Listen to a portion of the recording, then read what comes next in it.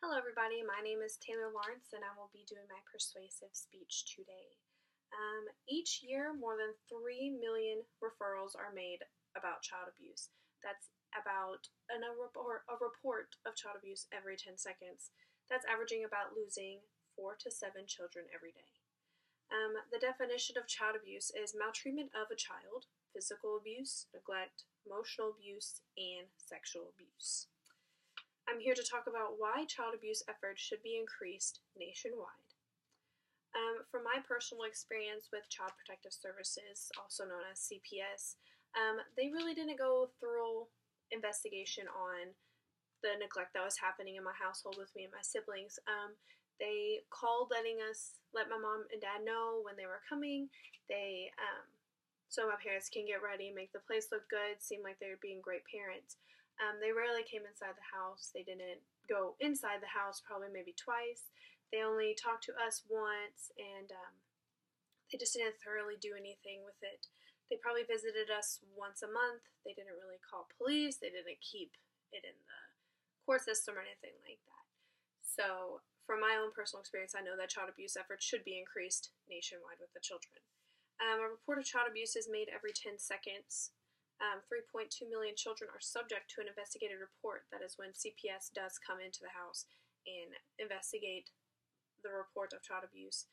According to nationalchildrenalliance.org, in 2015, 1,670 children died from child abuse and neglect in the United States.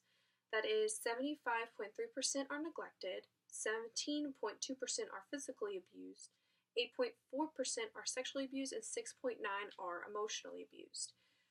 According to childhelp.org, nearly 700 children are abused in the U.S. annually. The youngest children are subject to abuse, and that is where we come in. This is why child abuse efforts should be increased.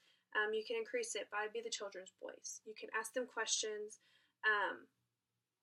Let them know that you're there for them. If you can tell that something's wrong or something's different to the children, you can always ask them, hey, how was your day today?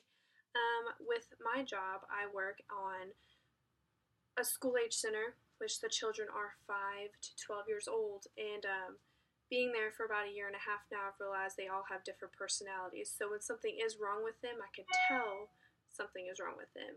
And I ask them about their day, and if they seem a little off, then we go ask more questions like, oh, so what happened to make your day so bad? And at my job, we do have a law called Talia's Law, and now it's saying where in Hawaii, this little girl was abused, and they reported the abuse, and CPS started it, but they never reported it to the military police.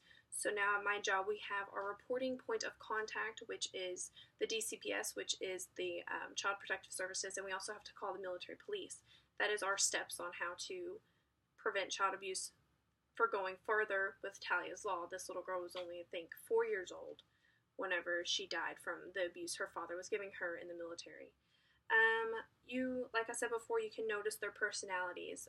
We have some older kids that are very outgoing and independent, and then we have some that are quieter. If we have some quiet kids that are acting out and acting not their normal selves,